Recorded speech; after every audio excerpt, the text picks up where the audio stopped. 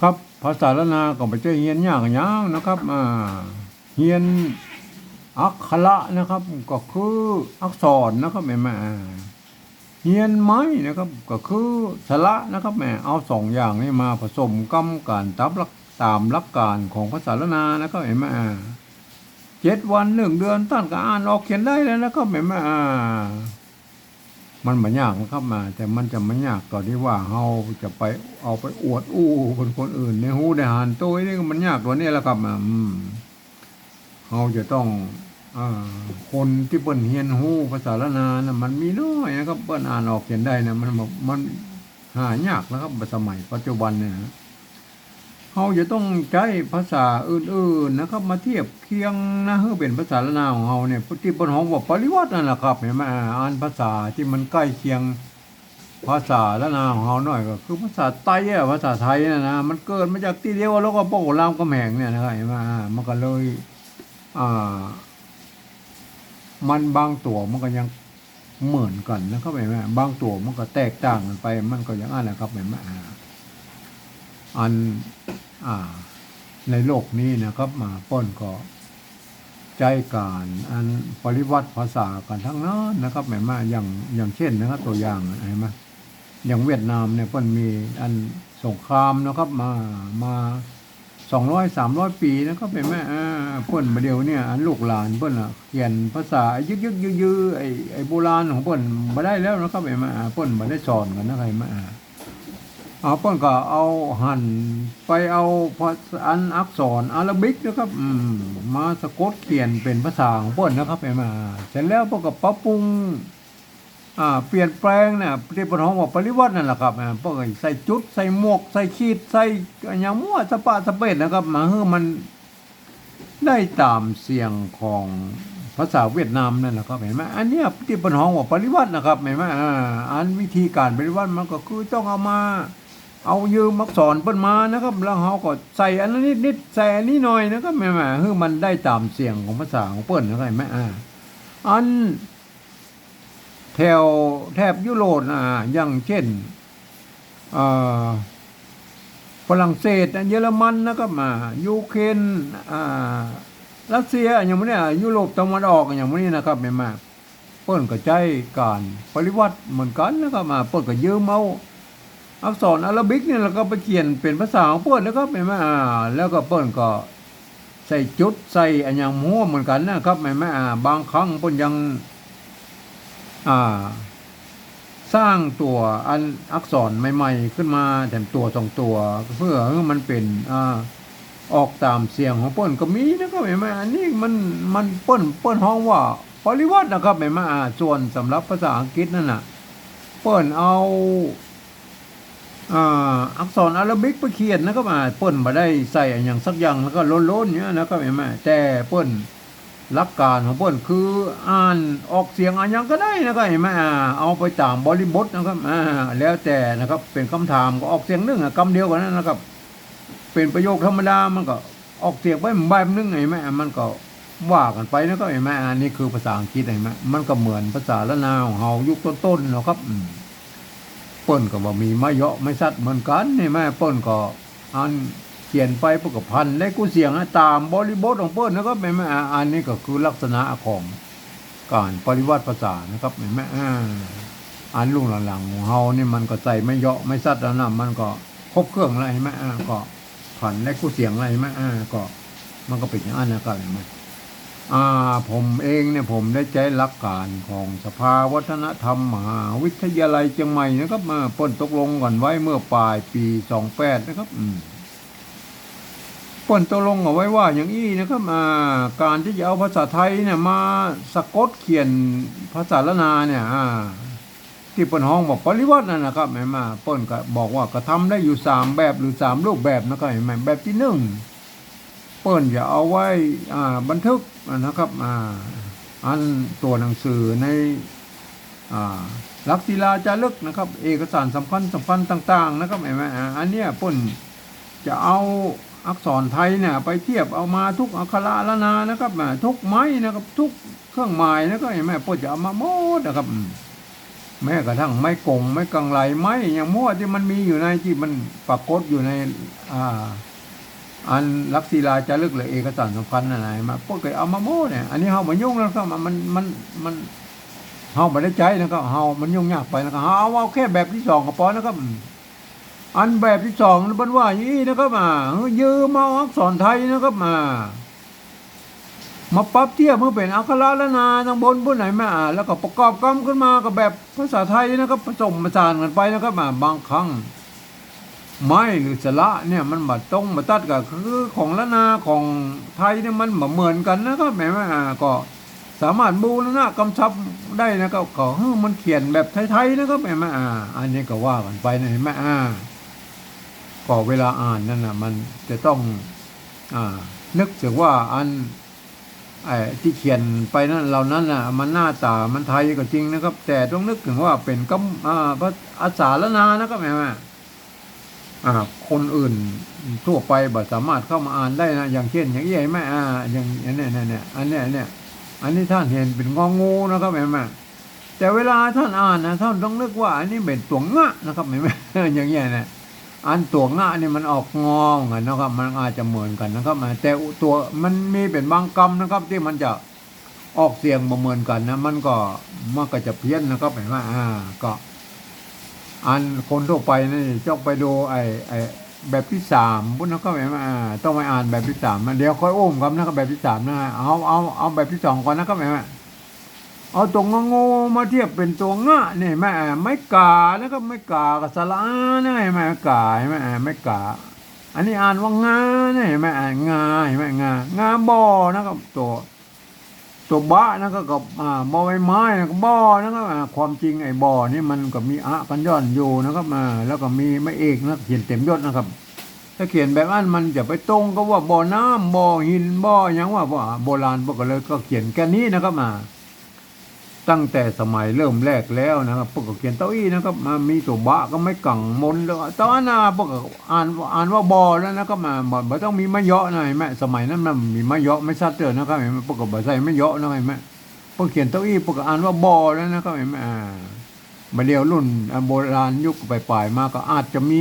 ไอ้ใส่มะเยาะลงไปก็มีนะครับแม่ก็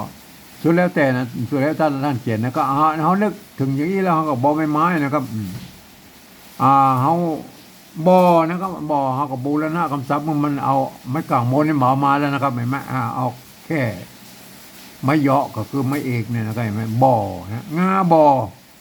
บีบมันก็บ่อบอตัวนี้มันบริบทของมันคือตัวบอใบไม้นะครับบอบีบนะครับไม่กี่นะครับตัวหางบะนะครับหางบะงาบอบีบเห็นไหมได้นะบอบีบบอนะก็บอตัวบอใบไม้ไม้เอกเห็นไหมบอได้นะครับอันนี้ได้มันบะมีเนะนะครับเมื่อได้บะมีเนะก็เอาเขียนไปไม้ไก่ตัวดะนะครับไม้ขดจ้างนะเขียนเต้าอี้นะครับเห็นไหมได้มันบะมีเนะก็เอาเต้าอี้นะครับได้น้ำนะครับน้ำตัวหน้าก็ตัวหน้าเนี่ยก็ตัวหน้าไก่ตัวหน้ามีไม้กังมนนะครับน้ำไม้ขอจ้างนะครับตัวหน้านะครับไม้ขอจ้างนะครับเป็นไม้กำนั่นแล้วก็เป็นไม้กำน้ำนะครับอันนี้น้ำนะครับมันตัวมะนะครับไม้ซัดนะครับไม้ซัดกับไม้พัดนะครับไม้ซัดตัวหางหน้ากับตัวหนูได้อะไรมางาบ่อบีบบ่อได้น้ำมันเห็นไหมได้มันเสียงโทพิเศษนะครับได้เห็นไหม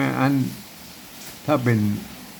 คนทั่วไปมาอ่านว่าได้มันก็ได้แค่เสียงโทปกตินะครับบ่อยนั่นเราก็เอาไว้ทุกคนที่บนเฮียนภาษาละนามาอ่านนะครับคนนะครับตัวข้าหางยาวเนี่ยป้นยืมดอกคอคนมาเปลี่ยนนะครับข้าเห็นไหมในแบบที่สองเนี่ยนะยืมดอกคอคนนะตัวหน้านะครับน้องหนูเห็นไหมไม่โกงเนี่ยมาตัวแล้วนะครับแต่แบบที่หนึ่งเป็นมาตัวนะครับเอาแบบที่สองนี่มันต้องเอามาตัวนะครับเอาเขียนแค่นี้เขาอ่านคนแล้วนะครับบ่อนะครับตัวบ่อใบไม้ไม่เอกนะฮะบ่อ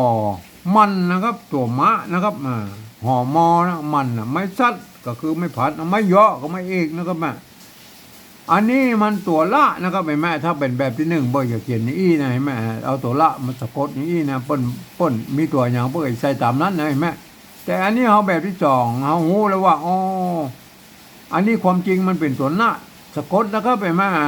อ่านภาษาละนาเปิ้นบอกว่าอันตัวละสะกดโดดอยู่ตรงบนเขาเขียนเป็นตัวละแตนนะแม่เขาหูแล้วเขากับบูแล้วนะกับซับเมื่อเปิ้นเนี่ยเป็นมันนะครับเห็นไหมมันเห็นไหมเฮือหน้าตามเราแบบไทยๆแล้วมันเห็นไหมบ่อนะครับบ่อนี่มันมีปัญหาแล้วบ่อตัวบ่อไม่เอกนะได้อัน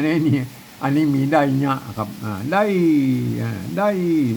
มันมีเนะทำตัวแล้วก็ใส่เนะไปแล้วก็เห็นไหมได้เนะนะอันหน้ามันได้ธรรมดาเห็นไหมมันมีเนะใช่ไหมไม้ไก่ของภาษาละนามันมีแบบสองแบบนะครับอันมีไก่เนะนะครับกับไก่ธรรมดาเห็นไหมมันก็คือสระไอเหมือนกันอ่านว่าได้เหมือนกันนะครับอ่านจะเป็นได้เนะก็ได้นะครับเห็นไหมแบบใจเนะนะครับเห็นไหมแบบใจเนะเห็นไหมเนี่ยแบบเบนนะฮะเงินนะครับเงินไม่เก๋ตัวงะไม่กี้ตัวหน้าเห็นไหมได้อะไรไหมหางหน้าเงินคำตัวข้ายืมตัวขอคนมาเป็นนะครับเห็นไหม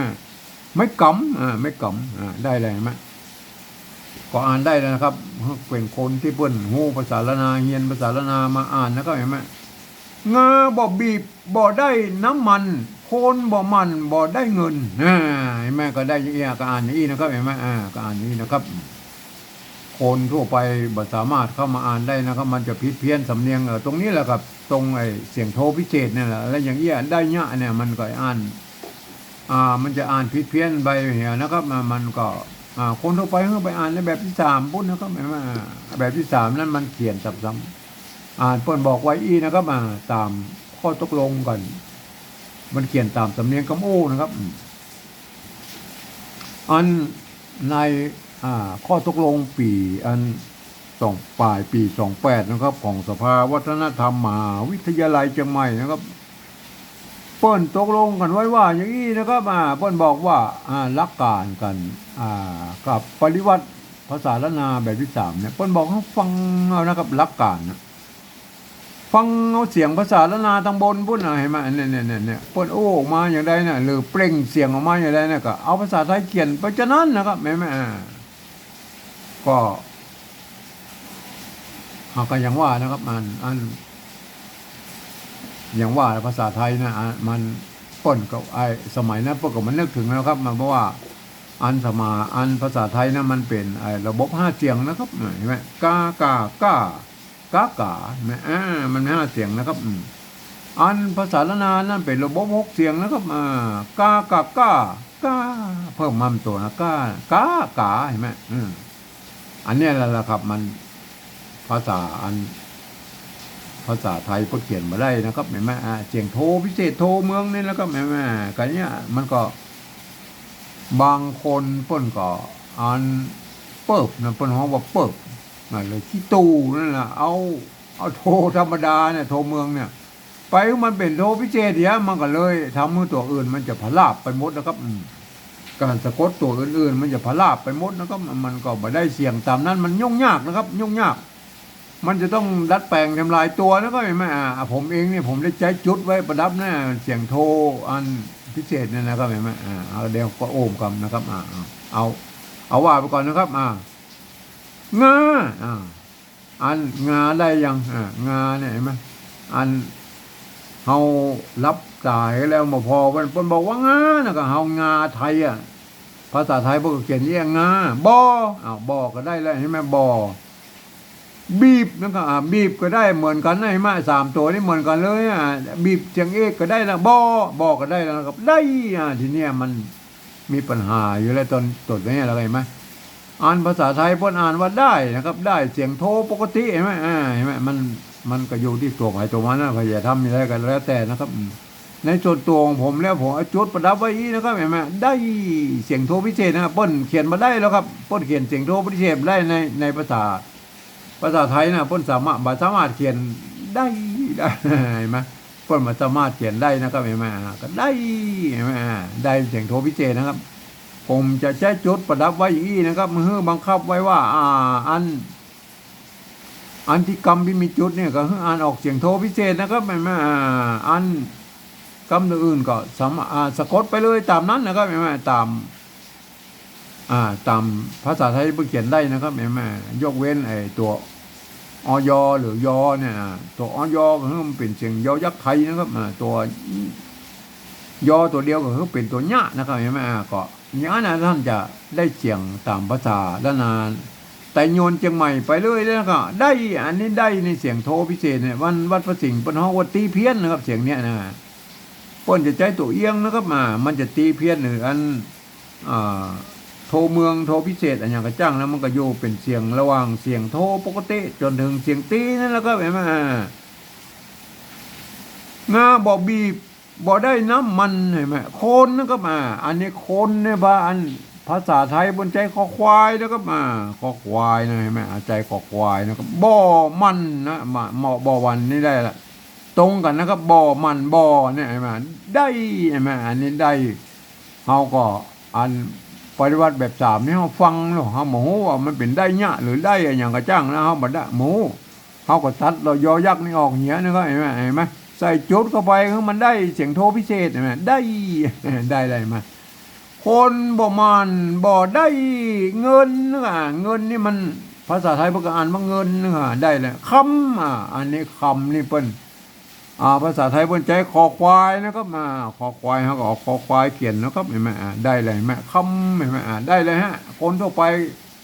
ก็ถ้าเป็นฝรั่งมังค่าก็ได้นะครับมาที่เปิ้นเรียนภาษาไทยมานะครับก็มาอ่านด้วยตามหลักภาษาไทยนะครับตามหลักภาษาไทยนะยกเว้นนะครับยกเว้นกรรมที่มีจุดนี่อ่านออกเสียงโทพิเศษนะครับเห็นไหมแล้วก็กรรมอยอ่านออกเสียงยอยักษ์ไทยนะครับกรรมที่เป็นยอยักษ์ตัวเดียวอ่านยอยักษ์ละนานะครับเห็นไหมท่านจะได้อ่านแล้วท่านจะได้สำเนียงเชียงใหม่ใจโยนไปเลยนะครับเห็นไหมอันเนี้ยครับมันเป็น